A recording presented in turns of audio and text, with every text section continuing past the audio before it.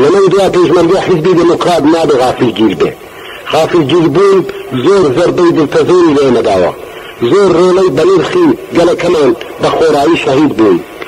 با ڕاست و ڕەوان ئەستان بکەن، هەر پێشمەرگەیەک کە لە کاتی نیگەهبانیدا کێشک ناکێشێت، جێگای خۆی بەجێ دێڵێ یا ئیستراحەت دەکا، خیانەت بە خۆی بە هەموو پێشمەرگەکانی بە خەڵکی کوردستان دەکات. هەر پێشمەرگەیەک کە دەبێ لە کەمین یا لە سەنگەردا بێ، ئەگەر جێگای خۆی چۆن بکە، دیسان هەر خیانەت بە خۆی و هاوڕێیانی خۆی و خەڵکی کوردستان دەکات. هیوام ئەوەیە زۆریش تکا لە پێشمەرگەکان دەکەن کە لەمەی دوا کارێکی وا نەکەن کە تەنانەت جارێکیش لەلایەن دوژمنەوە غافلگیر بن.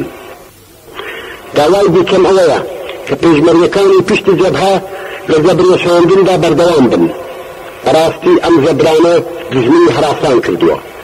هەروەها دانانی کەمین لەسەر ڕێگاکان بە تایبەتی ڕێگای تەدارکاتی ڕێژیم تاکتیکێکی سەرکەوتووە کە ئەگەر کوپێچی و لەڕووی بەرنامەوە بەرەوە بچێ تێکۆشانی نظامی ڕێژیم فەلەت دەکات.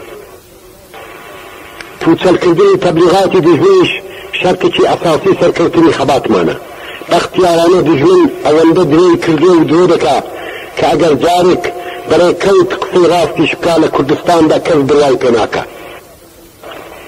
پێم خۆش بوو چەند کەلیمەش لەگەڵ گەڵانی بەشەکانی دیکەی ئێران بدوێن.